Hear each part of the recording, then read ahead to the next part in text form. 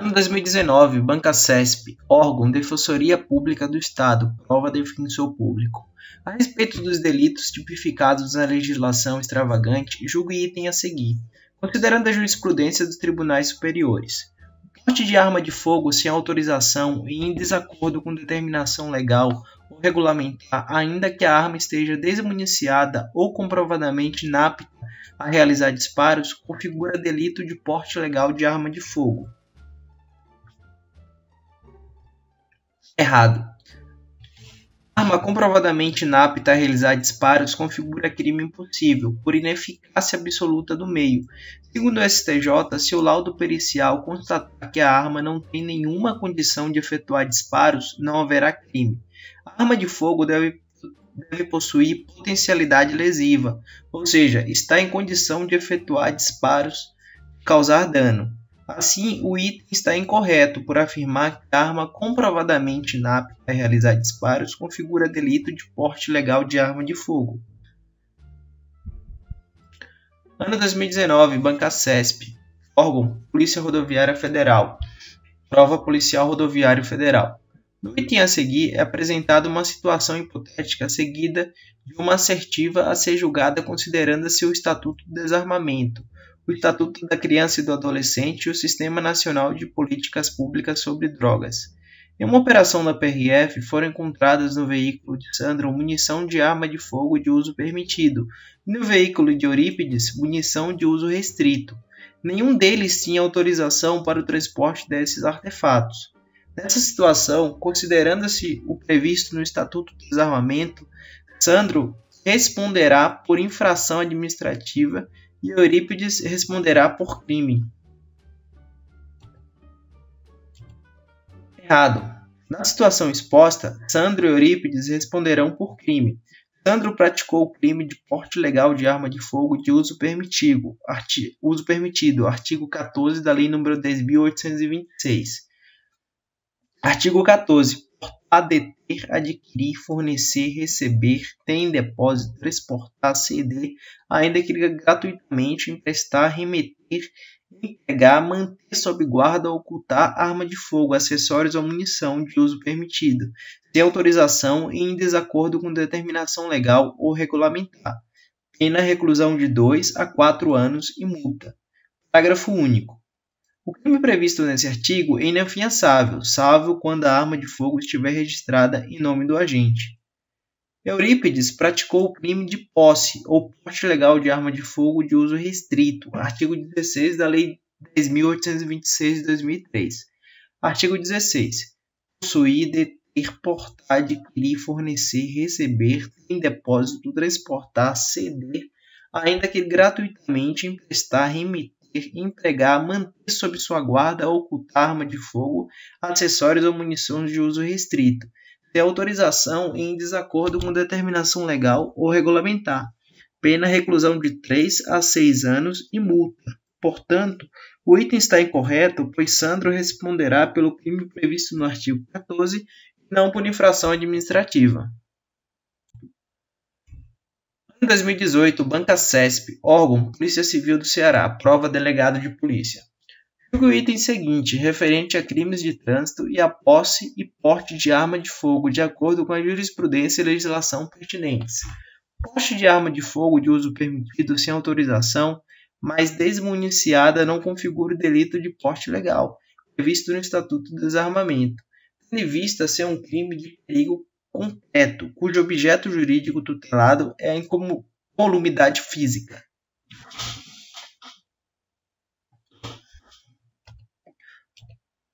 Errado. O Supremo Tribunal Federal e o Superior Tribunal de Justiça entendem que é típica a conduta de portar, artigo 14 da Lei nº 10.826 de 2003, arma de fogo desmuniciada, por ser crime de perigo abstrato ou presumido, bastando o simples porte da arma de fogo para sua consumação, independentemente de qualquer resultado ulterior. Assim, o item está incorreto, considerando que o caso apresentado configura delito. Ano 2018, Banca CESP, órgão Polícia Federal, prova delegado de polícia. Julgue o item que se segue relativo à execução penal, desarmamento, abuso de autoridade e evasão de divisas. O registro de arma de fogo na Polícia Federal, mesmo após prévia autorização no SINARME, não assegura ao seu proprietário o direito de portá-la. Correto. Certificado de registro de arma de fogo é documento que comprova que a propriedade da arma e assegura a posse. O registro de porte é que autoriza o proprietário portar a arma de fogo, transitar com ela.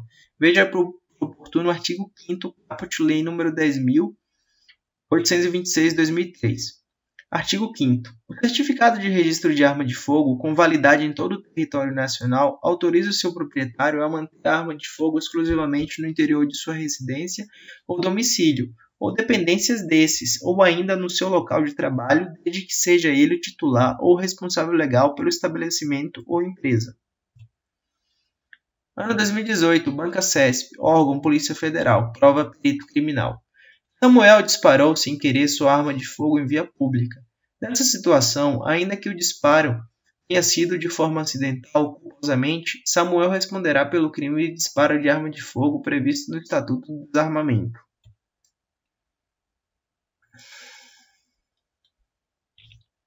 Errado. Apenas o crime previsto no artigo 13 da Lei nº 10.826/2003, omissão de cautela, admite responsabilidade na modalidade culposa, negligência. Os demais crimes previstos no Estatuto do Desarmamento são todos dolosos, elemento subjetivo. Portanto, se o disparo foi acidental, não há dolo e o fato é atípico, não configurando o crime de disparo de arma de fogo, artigo 15. Artigo 15. Disparar arma de fogo a acionar munição em lugar habitado ou em suas adjacências, em via pública ou em direção a ela, desde que essa conduta não tenha como finalidade a prática de outro crime. Pena reclusão de 2 a 4 anos e multa. Ano 2018. Banca CESP. Órgão ABIN. Prova agente de inteligência. Ainda conforme o disposto no Estatuto do Desarmamento, julgue o próximo item. O mero disparo de arma de fogo nas adjacências de lugar habitados é crime punido com reclusão, estando seu autor sujeito a um aumento de pena se for integrante dos órgãos elencados na lei.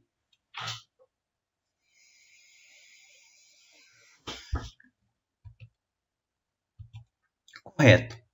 A banca cobrou o conteúdo do artigo 15 do Estatuto do Desarmamento. Disparo de arma de fogo, artigo 15. Disparar arma de fogo ou acionar munição em lugar habitado ou em suas adjacências em via pública ou em direção a ela, desde que essa conduta não tenha como finalidade a prática de outro crime. Pena reclusão de 2 a 4 anos e multa.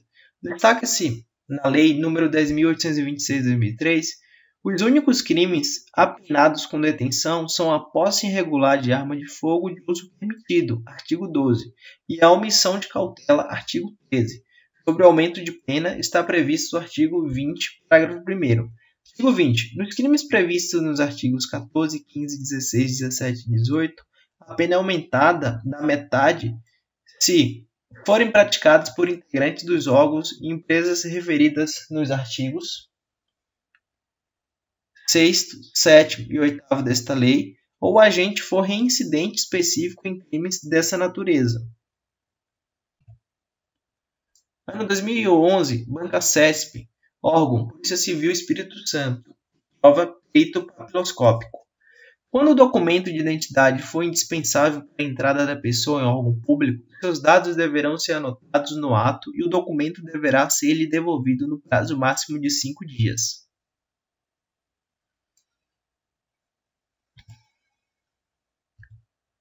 Errado.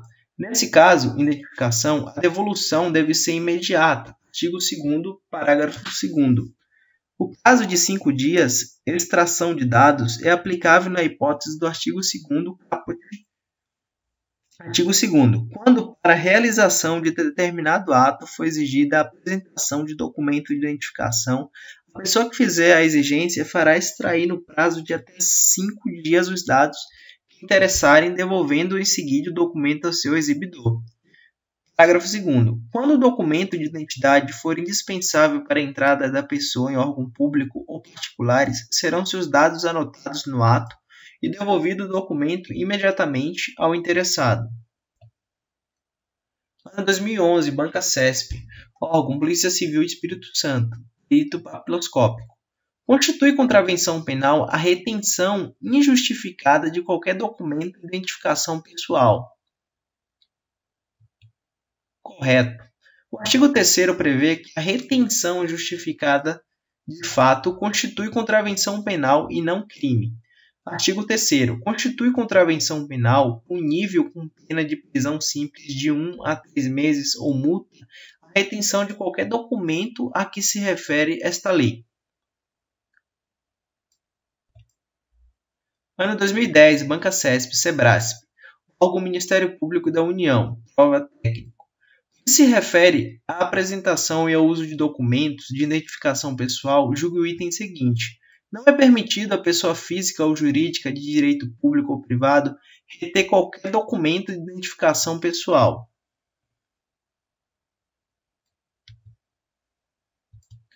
Errado.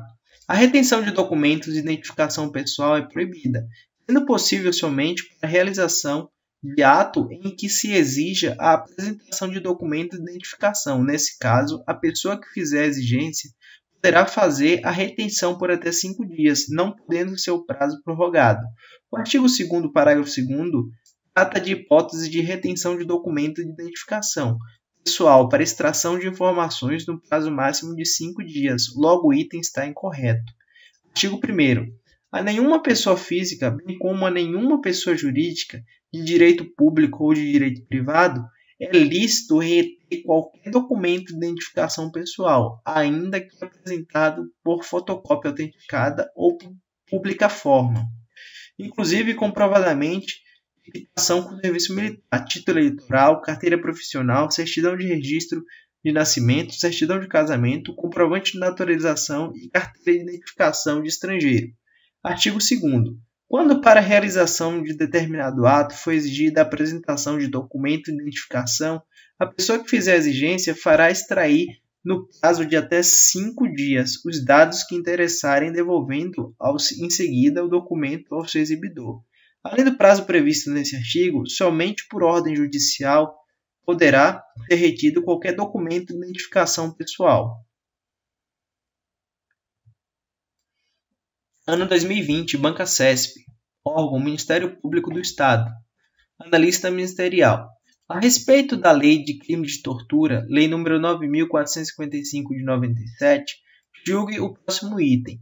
A Lei de Crime de Tortura, ao prever sua incidência, mesmo sobre crimes que tenham sido cometidos fora do território nacional, estabelece hipótese de extraterritorialidade incondicionada.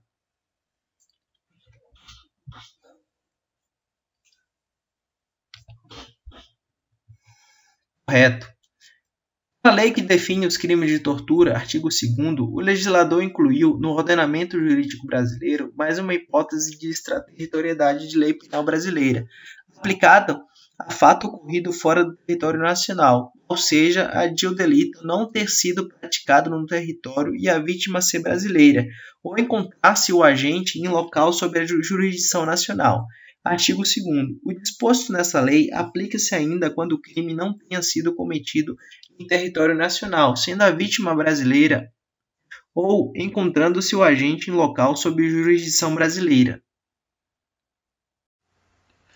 Fala pessoal, se você gostou desse conteúdo, inscreve-se no canal para aumentar a quantidade de inscritos e me incentivar a fazer mais vídeos e postar para a gente estar estudando junto, tá?